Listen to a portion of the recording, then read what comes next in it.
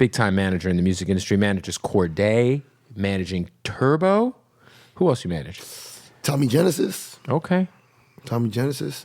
Couple other development. So how did you get started in the music industry? Because you're from Boston, right? Yeah, I'm from New Bedford, Massachusetts, man. It's like 40 minutes south of Boston. I had a mutual friend. Her name is Suzette James. She was living in Miami at the time. I was going to school in Florida. And we had a mutual friend of Wyclef Jean. Ah. Yeah. So Wyclef had a concert down in Miami. I came down from Daytona Beach to kick it with Susie on her college campus. Lynn University at the time. It's in Boca Raton, Florida. We went down to watch Clef in Miami at the Fillmore. Me and him just connected backstage. We he was just cool as fuck, and he took a genuine interest in me. I was in school at the time. I was playing scholarship basketball, so I wasn't even in the music industry. Where were you playing basketball at? St. Andrews University. No, Bethune-Cookman University at this time in Daytona Beach. So you were going to school in Florida? Yeah. I was playing scholarship basketball. That's great. So you ended up meeting Wyclef just backstage? Through her. And he just fucked with you. And then He just fucked with me. From then, what happens with Wyclef? I went back to school. This is like my sophomore year. Right.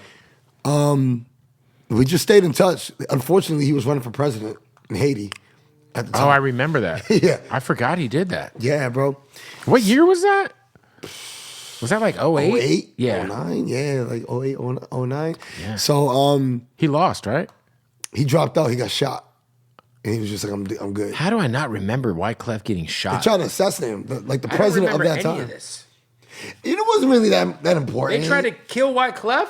I mean, that's important, but like, What the fuck? yeah. They There was tried an to kill Trump. assassination attempt on one of the members of the Fugees, and the other guy is in Is prison? it an informant? What the fuck? Maybe there's some lineage between the two. Who knows? Did Praz set Wyclef on? No, I'm just kidding. Yeah, nah, show with the conspiracies, bro. Anyway, so continue. He was running for president at the time. Yeah, he was running for president at the time, and he was just using me as like his young eyes and ears for the landscape of what music was at. Because even though he was in politics, like it's like he's still a musician, and he was out of his deal with Sony. You know, he had that song with Akon and Lil Wayne that was a smash. I'ma tell you, like who told me, cash rules everything around me. So get $1 bills. The sweetest girl. The sweetest girl. Sweetest girl. Sweetest Yes, Girl. Sweetest Smash. girl.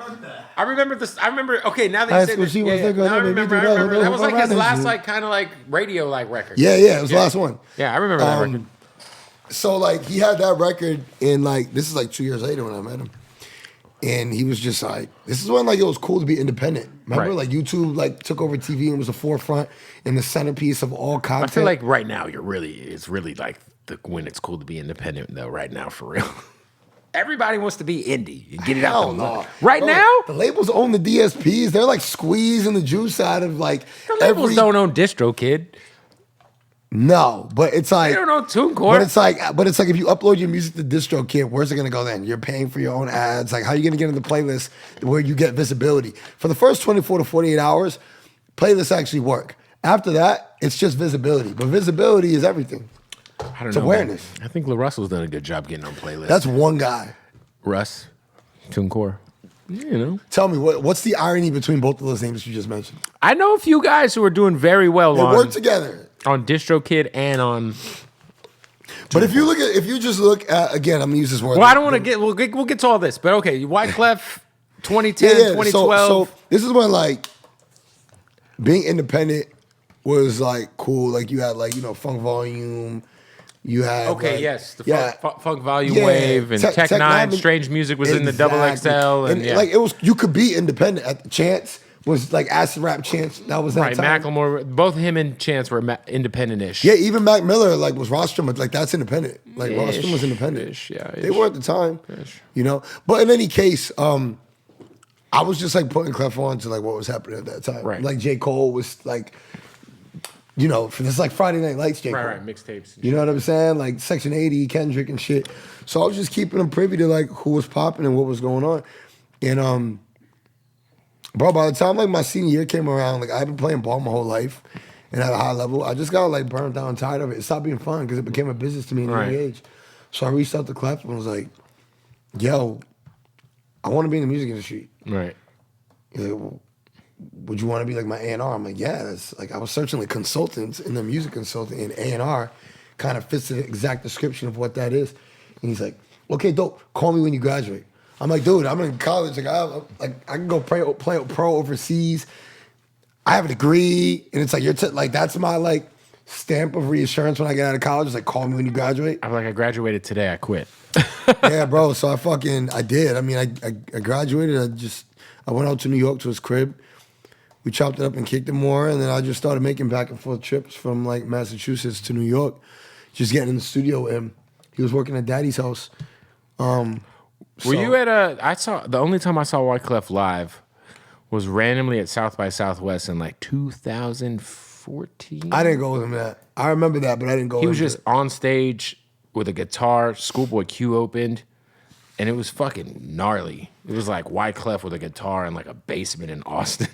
He's an incredible performer, bro. Insane. He plays every instrument. He's a beast, man. But yeah, I mean, in short form, that was kind of how like I got in. Was just like I got in with Clef. I was like, once I was working with him, I was just bringing in all of the people who were like my peers who I was a fan of. Right.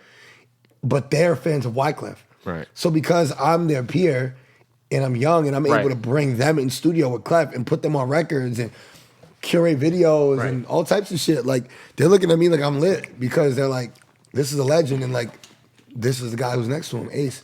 And he relied on me to do that, and fortunately he gave me his platform and the green light to be able to just speak on his behalf and curate anything around him that I thought was dope, useful, and what was in, because he was a little disconnected from it. Right. So I built a lot of my relationships from originally utilizing Clef's likeness and my positioning around him.